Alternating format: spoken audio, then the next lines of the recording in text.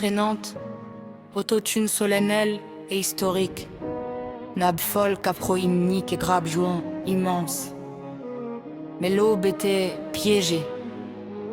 66 ans plus tard, je viens vous parler non pas de ce jour, mais de ce que nous en avons fait, de ce qu'ils en ont fait.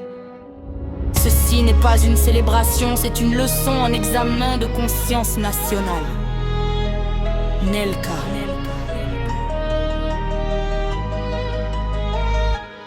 Ce jour la patrie s'émeurit, Lumumba prit la parole. Non pas pour quémander mais pour restituer l'histoire dans sa boussole. Il parla des chaînes, des fouets, des mains coupées, des corps des ancêtres jetés dans les fosses non comptées. Il dit nous ne sommes plus vos singes, et chaque syllabe est une balle qui cingle le cœur du colon, le ventre du roi Baudouin, assis blême sur son trône de parchemin. Ce jour-là le Congo naquit officiellement au monde, mais sa liberté était hypothéquée, immonde. Les valises étaient prêtes, les comptes déjà ouverts, les traités signés d'avance pour livrer nos manures et nos mères. L'indépendance était un acte notarié truqué, une passation de pouvoir entre le fouet et le bâton blindé.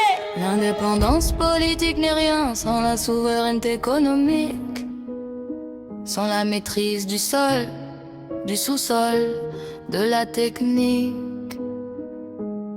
Mon calme et le regard lucide sur cette promesse trahie.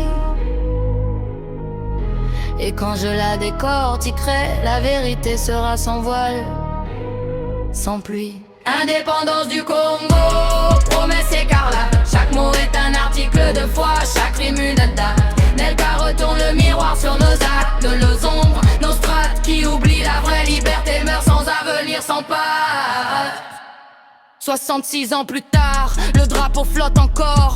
Jaune pour l'or qu'on vole, bleu pour le ciel qu'on dévore, rouge pour le sang qui continue de couler dans les mines du Kivu, les maquis, les fossés. Nous avons remplacé le colon par le dirigeant prédateur. La compagnie du cassé par des trusses sans pudeur. Les chaînes sont devenues des dettes, les corvées des impôts, les missionnaires des consultants, les comptoirs des mégots. Le peuple danse encore chaque 30 juin, il chante, il espère.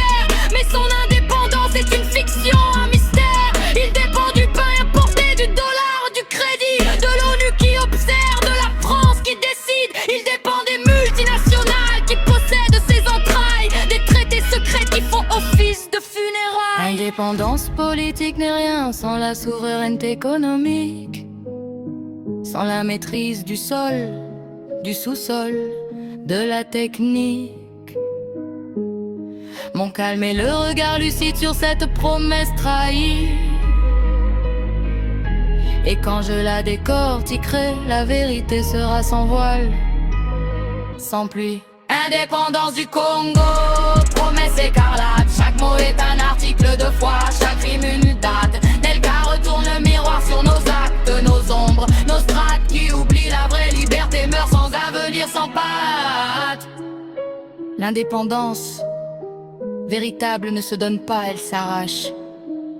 Elle ne se célèbre pas, elle se construit chaque jour, chaque matin, chaque tâche. Elle commence quand l'enfant mange à sa faim, lit dans sa langue, quand la mère accouche sans peur, quand le père récolte ce qu'il sème sans harangue. Elle commence quand nos richesses profitent à nos peuples, quand nos lois protègent nos vies, quand nos urnes ne sont pas des leurs.